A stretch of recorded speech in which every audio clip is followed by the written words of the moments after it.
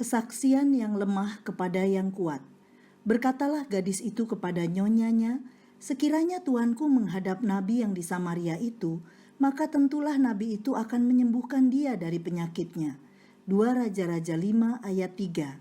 Sahabat Iktus yang dikasihi Tuhan, banyak orang yang tidak bersaksi tentang Tuhan kepada orang lain karena beberapa alasan. Takut menerima penolakan atau tidak tahu apa yang harus dikatakan, dan masih banyak alasan lain. Dalam keadaan normal dan kepada orang yang sebenarnya ada dalam jangkauan kita saja, kita sulit untuk bersaksi. Apalagi jika harus bersaksi kepada orang yang kuat dan kita berada dalam posisi lemah. Seharusnya bersaksi dapat dilakukan dalam segala situasi dan kondisi, termasuk ketika kita sebenarnya memiliki banyak alasan untuk tidak bersaksi. Gadis kecil hamba dari istri Naaman adalah seorang anak perempuan yang menjadi tawanan bangsa Aram. Sangat mengagumkan karena kesaksian disampaikan oleh seorang anak dan bukan orang dewasa, oleh seorang perempuan dan bukan laki-laki, oleh seorang budak dengan status kedudukan terendah yang bersaksi kepada pribadi dengan status yang tinggi. Melalui pembahasan firman Tuhan ini, kita diberkati melalui kesaksian yang lemah kepada yang kuat. 1. Naaman, seorang yang kuat. Naaman adalah seorang panglima Raja Aram yang sangat terpandang dan sangat disayangi oleh rajanya. Karena melalui dia, Tuhan memberikan kemenangan kepada kerajaan Aram. Ayat 1. Kemenangan adalah berkat yang diberikan Tuhan kepada Naaman. Tetapi Naaman memiliki suatu penyakit yang sangat menakutkan, yakni kusta. Semua orang yang menderita penyakit kusta harus dikucilkan karena penyakit ini dianggap sebuah kutuk. Tuhan menyatakan kemenangan atau memberikan berkatnya agar Naaman bersyukur kepadanya. Namun jangankan bersyukur, Naaman pun tidak mengenal siapa Tuhan. Tuhan mengizinkan ia mengalami keadaan terkutuk karena penyakit kusta yang dideritanya, supaya ia mengenal Tuhan, dan pengenalannya akan Tuhan menjadi kesaksian bagi bangsa-bangsa di seluruh bumi. 2. Kesaksian gadis kecil, seorang yang lemah. Ada 3 kekuatan yang dimiliki oleh gadis kecil ini, sehingga ia dapat bersaksi tentang Tuhan. Pertama, ia mengenal siapa Tuhannya. Ketika Naaman tuannya sakit kusta, ia ingat akan Allah Israel yang dapat memberikan kesembuhan. Sekiranya Tuanku menghadap nabi yang di Samaria itu. Ayat 3. Ulangan 6 ayat 4-9 menjadi kunci pengenalan akan Allah. Ia belajar dalam pendidikan Yahudi yang menekankan pengenalan akan Tuhan. Tetapi pastilah orang tuanya pun mengajarkan firman Tuhan secara berulang-ulang. Yang kedua, ia memiliki belas kasihan. Sebagai seorang tawanan, secara pemikiran manusia seharusnya ia membenci atau berdendam kepada Naaman, karena ia telah dicabut dari kebersamaannya dengan keluarga, dicabut dari lingkungan mahnya, dijadikan budak yang harus bekerja bagi tuannya. Tetapi anak perempuan ini justru menunjukkan belas kasihannya kepada Naaman. Ia tahu bahwa seorang yang mengalami kesukaran hanya akan mendapat jalan keluar di dalam Tuhan. Yang ketiga, ia memiliki keberanian.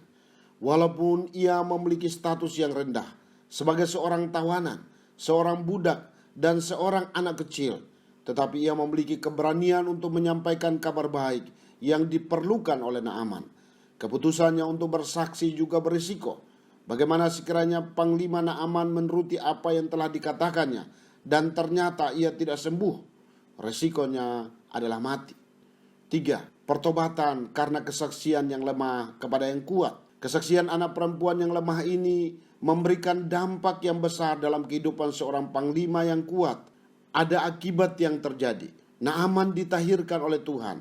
Ayat 14. Ketika ia membenamkan dirinya 7 kali di sungai Yordan, seperti yang dikatakan Nabi Elisa, ia menjadi tahir. Tubuhnya kembali seperti tubuh seorang anak. Tuhan telah memberkati Naaman dan mengizinkan mengalami sakit hingga akhirnya menjadi tahir, supaya ia menjadi berkat sampai ke ujung bumi. Pengakuannya, sekarang aku tahu bahwa di seluruh bumi tidak ada Allah kecuali di Israel.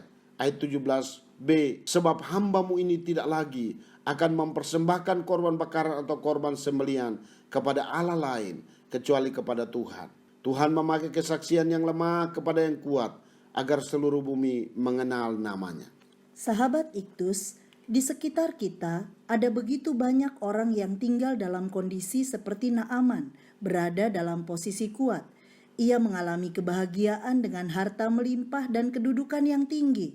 Namun di sisi lain, Tuhan mengizinkannya dalam keadaan yang berlawanan, kesepian, memiliki pergumulan berat, hati yang hancur, dengan tujuan agar mereka yang belum mengenal Tuhan dapat datang kepadanya. Tuhan memakai saya yang lemah untuk bersaksi kepada yang kuat. Saya seharusnya memperkenalkan Yesus Kristus kepada mereka yang belum mengenal Tuhan, termasuk mereka yang kuat. Beri saya pengenalan akan Tuhan yang terus bertambah, hati yang penuh belas kasih ilahi, dan keberanian yang meski beresiko untuk bersaksi tentang Tuhan. Dalam kesaksian sederhana yang disampaikan oleh orang yang lemah, dapat menghasilkan pertobatan orang yang kuat dan berdampak bagi bangsa-bangsa di bumi.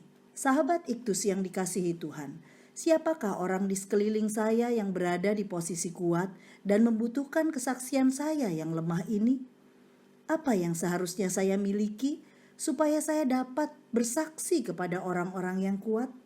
Apa akibatnya ketika saya berani bersaksi kepada orang yang kuat? Tuhan Yesus, saya bersyukur karena saya telah diselamatkan. Beri kepada saya hati yang penuh belas kasih ilahi, dan kobarkan semangat saya untuk berani menembus tembok-tembok kemustahilan demi kesaksian yang memuliakan Tuhan.